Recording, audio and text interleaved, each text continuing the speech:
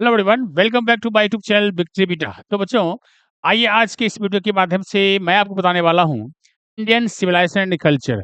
अब जो class 12th का ये प्रो सेक्शन का ये पहला पार्ट है, पहला अध्याय है, जिसका नाम है इंडियन सिविलाइजेशन एंड कल्चर, भारतीय सभ्यता और संस्कृति।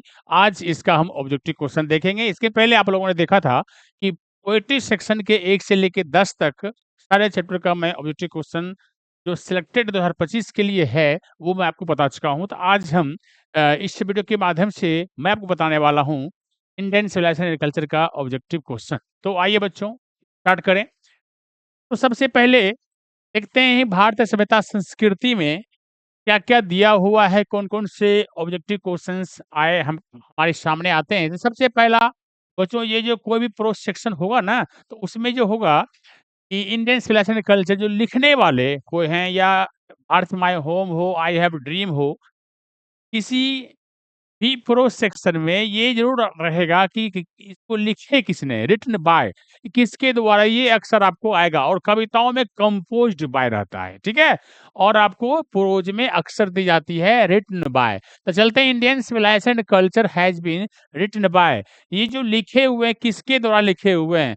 अर्थ ये जो सभ्यता संस्कृति है, ये किनके द्वारा लिखा गया है, तो आपको याद होगा। और निश्चित रूप से सारे बच्चे अगर एक बार भी कहीं पढ़े होंगे तो निश्चित रूप से बता पाओगे कि भारतीय सभ्यता संस्कृति महात्मा गांधी ने लिखी है। तो राइट आंसर इसका ए है बच्चों। चलते हैं, आगे बढ़ता हूँ। दूसरे, तो Mahatma Gandhi died at the hands of a fanatic on. Fanatic यहाँ पे क्या होता है, एक होते अत्याचारी होता है, जुल्मी होता है ना, और गद्दार होता है, पागल होता है, दीवाना होता है, ये सारे ये फैनाटिक का अर्थ होता है बच्चों। अर्थात Mahatma Gandhi died at the hands of a fanatic on, माने फैनाटिक के द्वारा, एक पागल के द्वारा, एक सनकी के द्वारा जो मारे गए थे। वो कब मारे गए थे, कोई डेट में था 30 अक्टूबर 1947 या 30 जनवरी 1950 को, है ना, या 48 में। चलिए 48 में देखिए, तो 48 में 30 अक्टूबर था या 30 जनवरी था। आपको याद होगा कि 30 जनवरी 1948 को सुबह सुबह, है ना, जो पूजा पाठ करने के दौरान ही पूजा करके लौट रहे थे, है ना, तो गोलियों से वो भूंज डाला गया था उन्हें, ठीक है। बहुत नाथूराम गोडसे ने कई बार प्रयोग किया था, कई बार वो उससे मौका की तलाश में थे, तो अचानक उससे मौका कभी मिला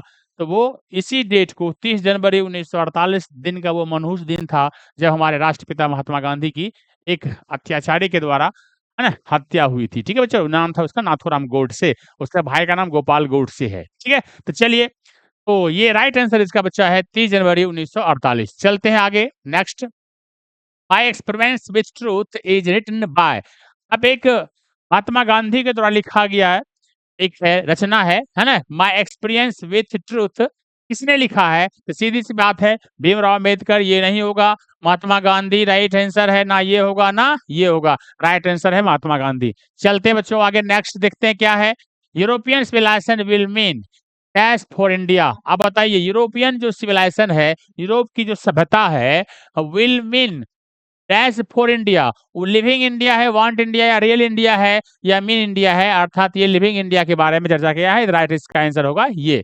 चलो आगे, नेक्स्ट बच्चों। Gandhi wrote many articles for, Gandhi ji बहुत सारे अनुच्छेद लिखे हुए हैं कि किसके बारे में, तो अमृत बाजार पत्रिका लिखे हैं, या हिंदुस्तान के लिखे हैं, या यंग इंडिया बारे में, या किसके द्वारा। तो राइट आंसर होगा बच्चों ये, ना ये होगा ना ये होगा ना ये आंसर होगा। राइट आंसर क्या है बच्चों, इसमें सी नंबर। नेक्स्ट आगे देखते हैं। Nothing can equal the seeds sound by our dash, leaders होगा नहीं, बिजनेस होगा नहीं, एंड सेक्टर होगा। राइट आंसर होगा ये, पूर्वज के द्वारा। ये भी राइट आंसर नहीं है, राइट आंसर होगा एंड सेक्टर, पूर्वज जो है हमारे, उनका ये होगा। चलो आगे नेक्स्ट बढ़ते हैं।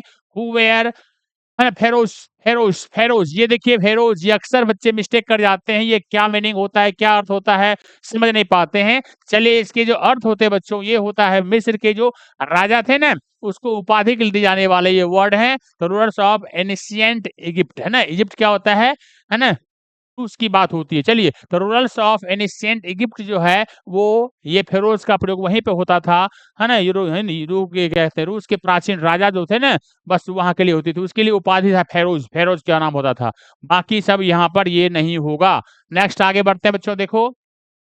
इंडिया ग्लोरी, अब भारतीय शान, शान है, शान, शान, कहता है India's glory that it remain, remain में रहना, तो क्या होता है, क्या ऐसी चीजें हैं जो हमेशा अस्थिर रहता है, जो इमोबल है या मोबिल है, नथिंग है या है ना फ्लेक्सिबल है।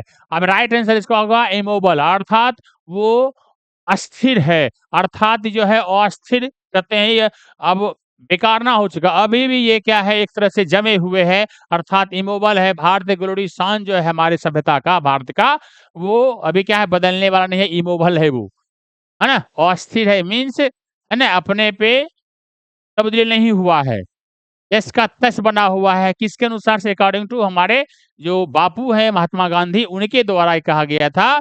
और अभी भी बहुत हद तक सही है, लेकिन धीरे धीरे तो परिवर्तन संसार का नियम है, तो परिवर्तन हमारे यहाँ भी हो चुका है ना। तो लेकिन उस वक्त तक ये क्या था, इमोबल था, है ना, मोबल नहीं, इमोबल था, ठीक है। तो चलिए, तो ये क्या है, राइट आंसर इसका इमोबल होगा, है ना। चलते नेक्स्ट आगे। Who set a limit to our, है ना, इंटेलिजेंस। अब देखिए, हु सेट ए लिमिट्स, माने कि कौन है, किसके बारे में कहा जा रहा है कि उसकी जो इच्छाएं थी, तमन्नाएं थी, वो लिमिट था, है ना। अब हम लोग का आज के हम लोग क्या हो गए हैं, संतुष्टि नहीं हो रही है किसी चीज में, हाई बाबा का चक्कर लगा हुआ है। लेकिन हमारे जो पूर्वज हैं, वो इस रूप में सबसे डिफरेंट थे। तो वही यहाँ पे कह रहा है, तो आवर रूलर्स नहीं, आवर इंसेक्टर्स, राइट आंसर ये होगा, ना ये होगा ना ये होगा। आवर इंसेक्टर्स जो थे, उसकी इच्छाएं तो मतलब लिमिट हुआ करते थे, उतना ज्यादा परेशान नहीं होते थे, किसी चीज के लिए नहीं होते थे, अस्थिर से लाइफ जीते थे, ठीक है, इसलिए लंबे समय तक जीते थे, बीमारी से दूर रहते थे। चलिए आगे बढ़ते हैं। According to Gandhi, mind is a restless क्या हो, तो गांधी के अनुसार क्या क्या कहते थे कि माइंड जो है ना, वो रेस्टलेस क्या है, एक बर्ड के समान है, जो अस्थिर है, क्षणभंगुर टाइप का होते रहता है। तो राइट राइट आंसर इसका होगा बच्चा बर्ड्स, ना ये होगा ना ये होगा ना ये होगा। नेक्स्ट आगे बढ़े। चलिए, we would become slave and lose our aims, क्या होगा, मोरल फाइबर्स, ये क्या होगा, लॉस ऑफ। तो कहने मतलब वी शुड बिकम, धीरे धीरे गुलामी की ओर जा रहे हैं, और हमारा मोरल फाइबर जो है, ये मोरल फाइबर जो है वो खत्म हो रहा है, वो लॉस हो रहा है। तो राइट आंसर ये होगा, ना ये होगा ना ये होगा, ठीक है बच्चों। नेक्स्ट आगे बढ़ता हूँ। My experience with the truth is and dash, my experiments with the truth जो है, जो महात्मा गांधी द्वारा लिखा गया है, वो क्या है बच्चों, वो एक निबंध है, ऐसे है नहीं, ऑटोग्राफी है, हाँ है, ये आत्मकथा है, चलिए ना ये होगा ना ये होगा, राइट आंसर बच्चा ये होगा, ठीक है बच्चों। आगे नेक्स्ट बढ़ते हैं। देखते हैं Indian civilisation, civilisation points out to man. अब आउट टू मैन क्या, हाउ टू मेक मनी, ये इस पे कहा गया नहीं है। How to win the money enemy, नहीं ये भी नहीं है। कैसे दुश्मन पे हम जीत खाएं, कैसे मनी को बनाएं, ये सब भी नहीं है। द पेथ ऑफ ड्यूटी, हाँ, अपने कर्तव्य को निर्वहन कैसे करना है, इस पे बताया रहा। सभ्यता संस्कृति हमारी ये सिखाती है, राइट आंसर ये होगा ना ये होगा बाकी, ठीक है।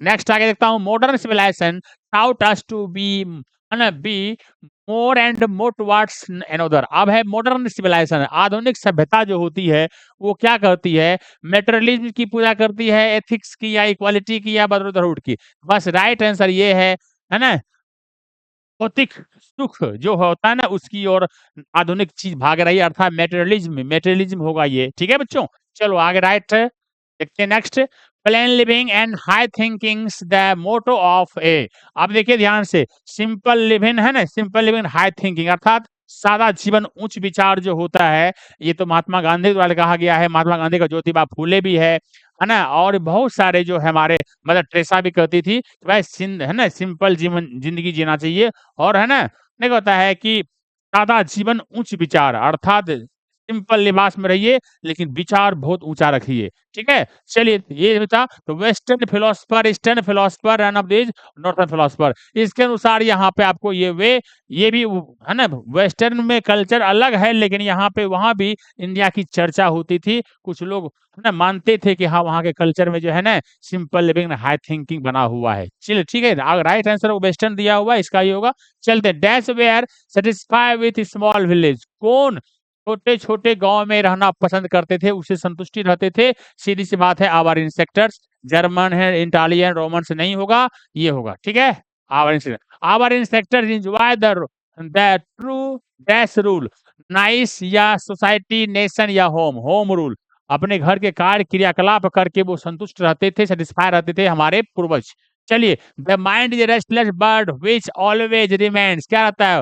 भूखा नहीं रहता है। अनसैटिस्फाई, हाँ, यही हमेशा क्या होता है, जब मन अस्थिर नहीं रहेगा तो क्या होगा? अनसैटिस्फाई होना तय है और संतुष्ट रहना तय है। तो ये नहीं होगा, ये नहीं होगा, राइट आंसर होगा ये आपका। नेक्स्ट आगे बढ़ता हूँ। महात्मा गांधी वाज, ये वाज एज छूटा हुआ बच्चों। Mahatma Gandhi was more a politician, क्या महात्मा गांधी क्या पॉलिटिशियन थे, एक इकोनॉमिस्ट थे, या सोशल रिफॉर्मर थे, या स्पिरिचुअल लीडर्स थे? तो बच्चों राइट आंसर ये होगा, आध्यात्मिक नेता थे, है ना, सच्चे नेता थे। ठीक है, ये राइट आंसर होगा इसको, स्पिरिचुअल लीडर्स के आंसर ये आएगा, राइट। ठीक है बच्चों, बस एक दो क्वेश्चन और है बच्चों।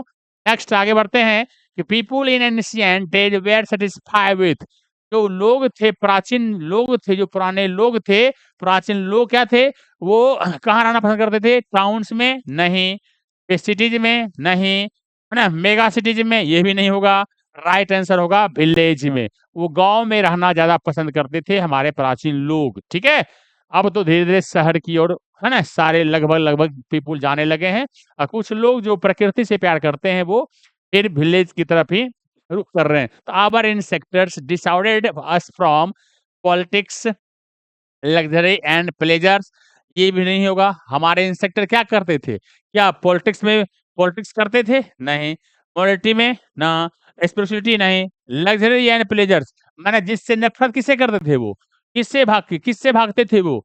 पॉलिटिक्स से चलो, ये भी थोड़ा-थोड़ा होता था, ये तो रहता ही था, और ये स्पिरिचुअलिटी तो रहता ही था, ये भी सही, ये भी सही, ये सी, लेकिन यहाँ क्या आवर इंस्ट्रक्टर डिसाइडेड, किससे डिसाइडेड? अस, किससे भागते थे? तो लग्जरी एंड प्लेजर लाइफ से विश्वास नहीं करते थे, उससे दूर रहना चाहते थे, वो शांति से रहते थे। चलिए, इसी के साथ आपका ये जो 21 क्वेश्चन है, इसमें से प्रमुख रूप से जो सारे प्रमुख है, लेकिन शुरुआती जो कुछ क्वेश्चंस हैं, जो मैं बार-बार बताता हूँ कि जो लेखक हैं, और उसके बाद मुख्य जो थीम होता है प्रोज का या पोएट्री का, बस उससे संबंधित चीज़ें हैं, ज़रूर जानना चाहिए। तो इतनी सारे सारे इसमें प्रमुख रूप से जो क्वेश्चन था, इसे आप निश्चित रूप से करो बच्चों। नेक्स्ट जो है भारत इज़ माय होम, उसका नेक्स्ट कल ही लेकर आता हूँ, ठीक है? लगातार कोशिश करूँगा डेली देने का, लगातार प्रोज सेक्शन खत्म हो जाएगा, उसके बाद स्टोरी ऑफ इंग्लिश जो है, वो मैं आपको लेकर आऊँगा। फिर ग्रामर का जो है ना, पूरा क्या कहते हैं, ऑब्जेक्टिव क्वेश्चन आपको देंगे, और बीच में ऑनलाइन क्लास में, जो लाइव क्लास में बायोलॉजी का ऑब्जेक्टिव हो, या इंग्लिश का ग्रामर का ऑब्जेक्टिव हो, और साथ में ग्रामर पोर्शन भी हो, वो भी लेके आऊँगा, है ना? बच्चों की डिमांड रही, जो भी टॉपिक, तो वो टॉपिक मैं आपको दूँगा। चलते हैं बच्चों, आज इतना ही, नेक्स्ट डे मिलते हैं भारत माय होम के साथ। तब तक आप इसका अध्ययन करें, अपने दोस्तों को बताएँ, और है ना, अपने दोस्तों को ज़रूर शेयर करें, बताएँ कि इस चैनल पे लगातार आपको जो है 1 बाय 1 करके सारे ऑब्जेक्टिव क्वेश्चन्स बायोलॉजी और अंग्रेजी का आपको मिलेगा। ठीक है बच्चों, ओके, बाय-बाय।